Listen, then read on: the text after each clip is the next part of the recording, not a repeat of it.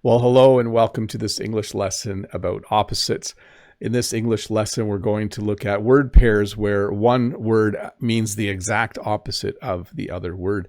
And we use that word exact a lot when talking about opposites. So happy is the exact opposite of unhappy. It's not the exact opposite of sad. They are opposites as well, but you'll see in the lesson what I mean when I say exact opposites. Above and below, what are some of the other ones? To attack, to defend, those are opposites. So sometimes learning the opposite of a word can really help you remember the word that you are learning, and as a bonus, you learn another word. So once again, welcome to this English lesson about opposites. Happy and unhappy. Happy is, of course, feeling or showing contentment, and unhappy is to be sad or dissatisfied. You are all very happy when I do a live lesson on a Friday. A lot of you were very unhappy when I wasn't able to do live lessons in June because I broke my collarbone and everything just hurt too much. I was very happy to play baseball that day because I like playing baseball, but I was very unhappy after I fell running to first base and had to go to the hospital. So I think this is a pretty simple one for all of you. Happy and unhappy. Yeah, that's a pretty good unhappy face. I don't make that face as often as I make this face. I'm usually quite happy. Soft and hard, and then we're also going to look at easy and hard. So soft is easy to press, cut, or shape, not firm or solid. Ice cream is definitely soft. Hard would be firm and difficult to press or bend, not soft. I should mention though, ice cream can be hard at first, but it gets soft as it melts.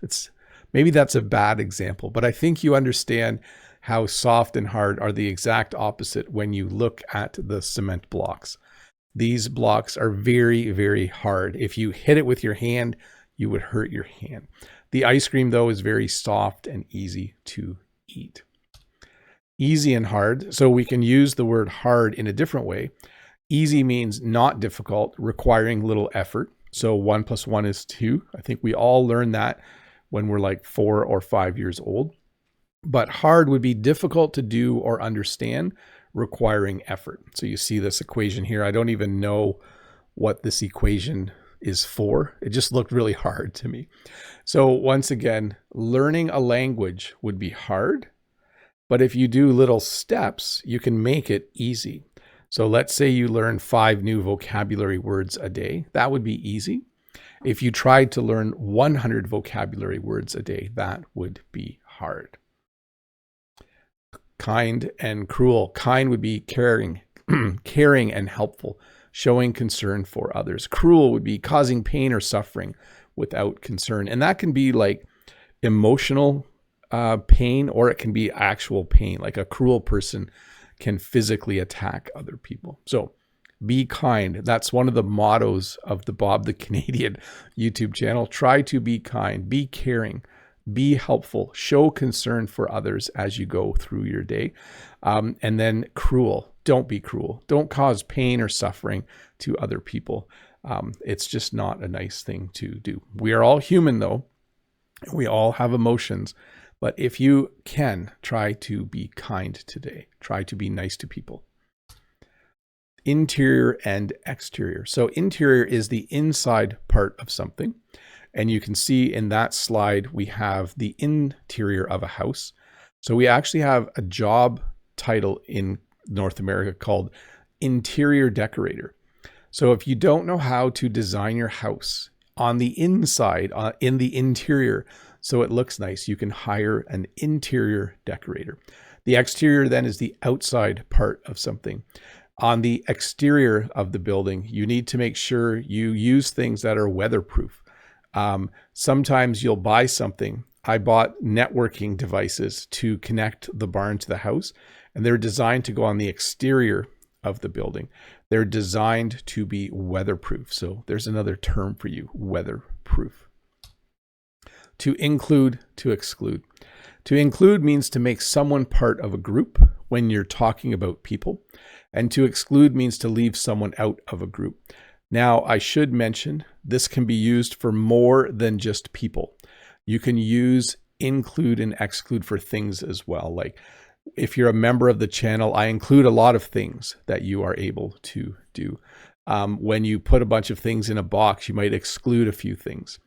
But when talking about people, if you have friends and you see someone new at work or at school and you decide to invite them to do something with you, you have decided to include them. But if you decide to ignore that person, you have decided to exclude them. So if you go back to what I said about being kind, that's part of being kind, is to include people, in my opinion. Ancient and modern. Ancient would be very old, from a long time ago. I am not ancient, but sometimes we use that word to talk about people as well who have gray hair. We might say they look ancient. Modern would be relating to the present time. So if you drive through a city, you will possibly see some ancient buildings if you are in a very old country, like Greece or something like that. In Canada, we don't have a lot of ancient buildings because most buildings are only from, like, if they're still standing, they're from maybe 600 years ago. Like, we're a very young country. But if you drive through a very old country like Greece, or if you're in Japan, you might see some ancient buildings. Modern buildings then are buildings that have been built sometime in the last 5 or 10 years. I would consider a building that's 7 or 8 years old quite modern still. So ancient, very old, from a long time ago, and modern, relating to the present time. Blunt and sharp. So this is a bit of a review from a few weeks ago. The knife, the far knife over there, the one under the word blunt, is a butter knife, and it means not having a sharp edge or point. That type of knife is used for spreading butter and other things, butter, margarine, jam. It is blunt. You can't cut very well with it. You can cut with a butter knife, but you can only cut soft things. This type of knife, though, this kitchen knife, it's a little bit too big to be called a steak knife, is sharp, having a fine edge or point. If you needed to cut up vegetables, you would use the sharp knife. If you needed to spread butter, you would use the butter knife. To care for and to neglect. So I added the word for because when you take care of people, it's the same as to care for people. It's to look after and show concern for someone or something. So when you care for your children, when you care for your elderly parents, you are deciding to take care of them. But when you neglect someone or something, it means to fail to give proper attention or care. You can see this building. Someone has neglected this building. Someone has probably decided to neglect this building. Instead of fixing it, they are allowing it to go into a state of disrepair. So when you care for something or someone, you take care of it. You show concern. You can take care of your dog. You can even take care of your house. I'm changing the wording here, though, aren't I? To care for. So let me go back. To take care of is a little different, okay? You can care for someone and you can care for your dog, but when you take care of someone or your dog, it means the same for the person and the dog, but you can also take care of your house. Hopefully I didn't confuse you. You can't really care for your house, but you can take care of your house. Maybe rewatch this segment again, because hopefully I made some sense there. Clean and dirty. Clean would be free from dirt or mess. Dirty would be covered in or full of dirt, not clean. We all try to keep our houses clean. We try to keep our apartments clean. Sometimes, though, when you're busy, things start to get dirty. In the summer, when Jen is busy on the farm and when Bob has a broken collarbone, our house tends to get a little bit dirty. But usually we try to keep our house clean. It's just nicer to live in a clean house. It just makes me less, I'm happier when my house is clean. So I do as much as I can to help keep it clean. To earn and to spend. To earn is to receive money in return for work or services. I go to work because I need to earn money. I do YouTube because I enjoy it, but I also like it that I earn money from YouTube. Because I earn money from YouTube, I can work less. So I am about just over, I think I'm around 70% of full time. So I can earn money at work, but I can work less because I earn money from YouTube. To spend is to use money to buy things or services. Last month, I decided to go through our family budget so that we could spend less money. And I found a few things that we didn't really need. And I negotiated a lower rate for my car insurance. So now I'm able to spend less money each month. Prose and poetry. Prose is written or spoken language in its original form. So prose has proper sentences and paragraphs, and it looks like the piece of paper on the far part of the slide. Poetry is writing that expresses ideas in a creative, rhythmic, or rhyming way. So if I read this poem, then to the still small voice I said, let me not cast in endless shade what is so wonderfully made. To which the voice did urge reply, today I saw the dragonfly come from the wells where he did lie. So you can hear that there's some rhythm there. There is some rhyming. Poetry is creative, and most song lyrics would be considered poetry. I think all song lyrics would be considered poetry. Tight and loose. Tight is fitting closely or firmly. There's also the verb to tighten. So when you tighten a bolt, you want the bolt to be tight. This man has decided to make it tight. When something is loose, it's not tight. It's free or relaxed. So you can see this rope here is quite loose. If you were tying a horse up with that kind of knot, I don't think it is tight enough. It is too loose. So tight, fitting closely or firmly. Loose, not tight, free or relaxed. Maximum and minimum. Maximum is the greatest possible amount or degree. So if you were driving and saw a sign that said maximum 50 kilometers per hour, you would not want to go faster because you might get a ticket. You might also see a sign that says minimum, the smallest possible amount or degree. The minimum speed is 60. This means you do not want to go slower. So maximum and minimum. Optimist and pessimist. This slide has come up in a few lessons. An optimist is someone who sees things in a positive way and expects the best. So they would see the glass as half full. A pessimist is someone who sees things in a negative way and expects the worst. They would see the glass as half empty. I am generally an optimist. Most days, I've mentioned this before, if I've exercised, if I'm eating healthy, if I have a good night's sleep, I'm an optimist. I am very optimistic. But if those three things aren't true, I can become a bit of a pessimist. I can be pessimistic. Foolish and wise. Foolish would be lacking good judgment, unwise. I should have warned you there was going to be a picture of a clown. I know some people are afraid of clowns, but a clown is considered foolish. This kind of looks like Gandalf from The Lord of the Rings. Wise, showing good sense or judgment.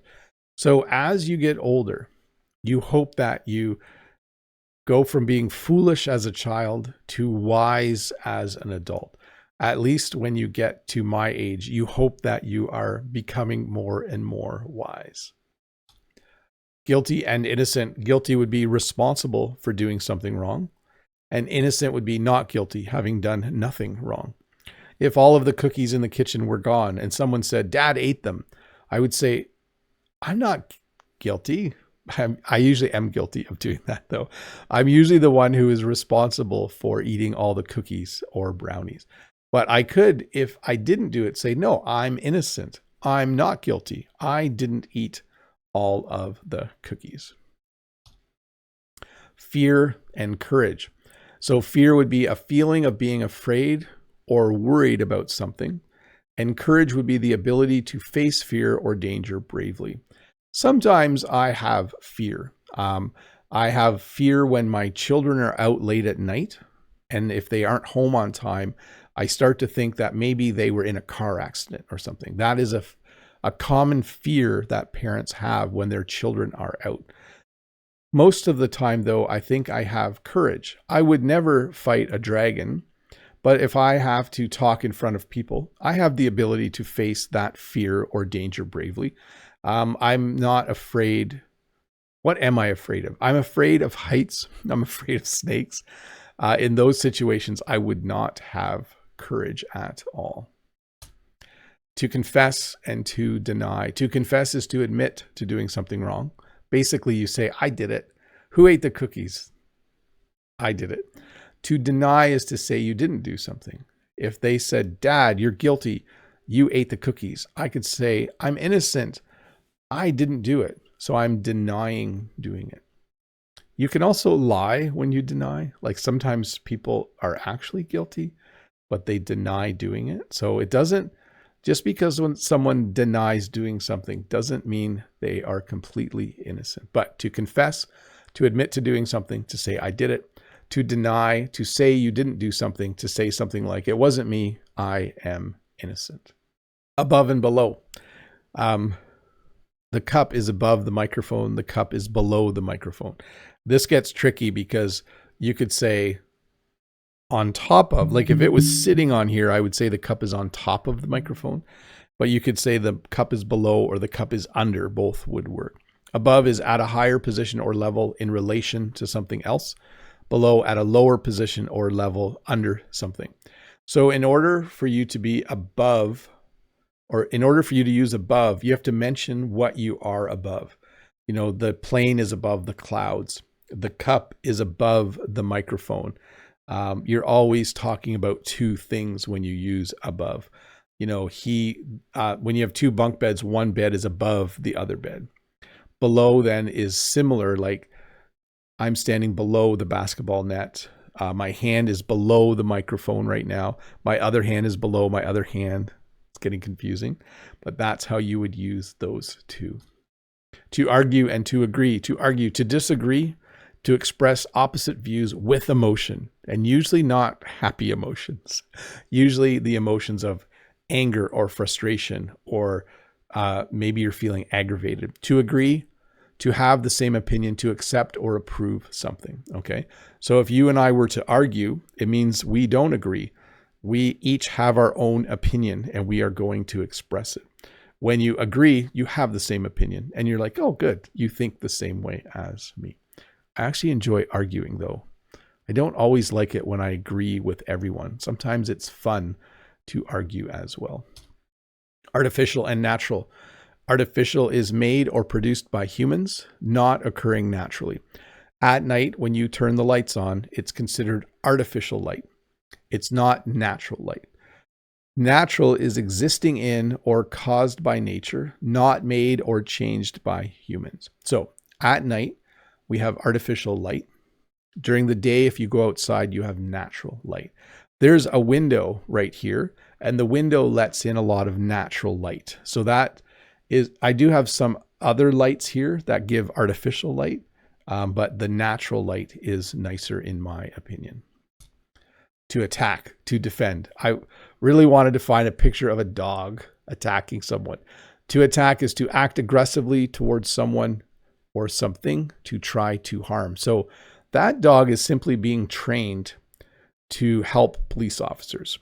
To defend, though, is to protect from harm or danger, to guard against an attack. So this goalie, what's the other word for goalie? Why can't I think of it? In English, we say goalie. Can someone maybe in the chat mention the other word for goalie? I was going to say defender, but that's not what it is. But he is certainly diving to protect the net. He does not want the other team to score. So to attack, to act aggressively, to defend, to protect from harm or danger. Careless and careful. Careless is not paying enough attention or thought, likely to make mistakes. If you drive and use your phone at the same time, that is careless. In fact, in Canada, you can be charged with careless driving. So if you drive really fast, if you drive 100 kilometers an hour in a 50 kilometer an hour zone, you might get charged with careless driving. Careful, though, is paying close attention to avoid mistakes or danger. If you've ever played Jenga, you have to be very careful when you remove the blocks, because you don't want everything to fall down. So careless, not paying enough attention. Careful, paying close attention. To catch and to miss, to grab or take hold of something moving, to capture. That's to catch. To miss, to fail, to catch, hit, or reach something. I was actually thinking the other day, one of the things that makes sports fun to watch is the fact that humans make small errors. If we all did everything perfectly, sports would be boring. But to catch is to grab or take hold of something moving, to capture. Like you can catch a fly with your hand, you can catch a ball. If your dog is loose, you have to catch your dog. To miss then is to fail to catch, hit, or reach something. So if I try to catch a fly, I might miss. If I'm running to try and catch my dog and I jump to grab my dog and he gets away, I could say I missed. That's not a good example, but definitely with a ball, if you don't catch a ball, you would say that you missed the ball.